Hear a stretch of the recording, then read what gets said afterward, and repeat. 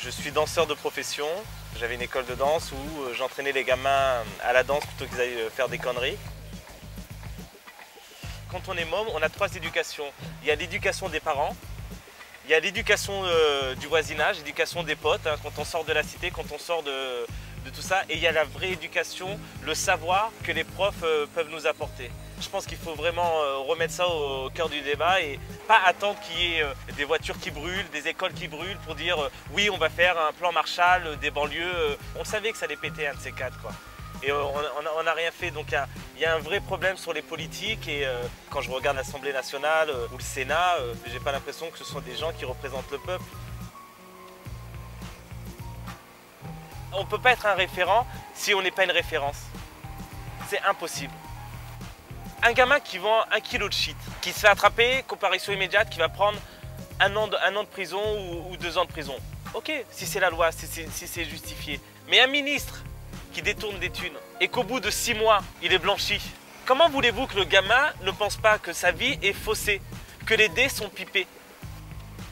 Un gamin doit être à l'école à 15 ans.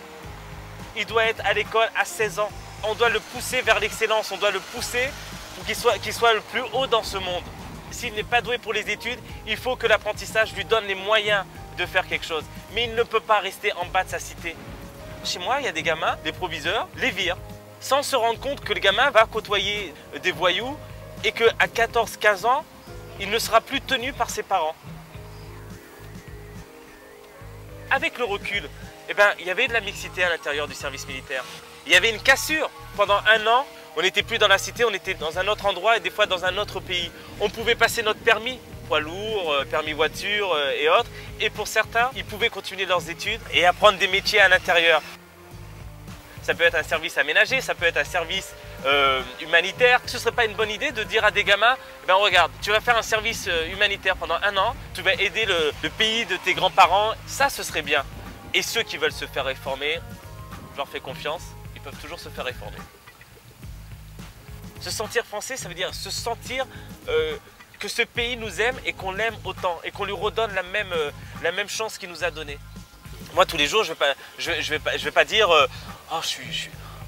bien sûr que je dis que j'aime ce pays, c'est mon pays. Quand je repars en Martinique ou au Cap-Vert, je suis fier de dire papa et maman m'ont emmené en France et je suis devenu un élu de la République. C'est une vraie fierté. J'ai plusieurs vœux en fait. J'ai des vœux écrits, 60 propositions, donc ça fait beaucoup, je ne vais pas tous les dire à l'écran.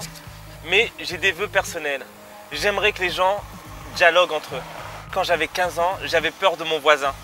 Quand je mettais un peu trop de musique, j'avais peur que mon voisin sorte un truc et aille le dire à ma mère. Aujourd'hui, on s'en fout.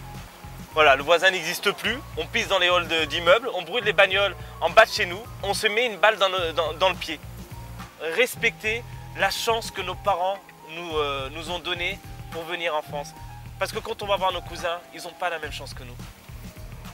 Mon père est décédé pour la France en 83, on était rapatriés ici, donc il est mort à Djibouti. Ma mère a été veuve à 36 ans avec 5 enfants.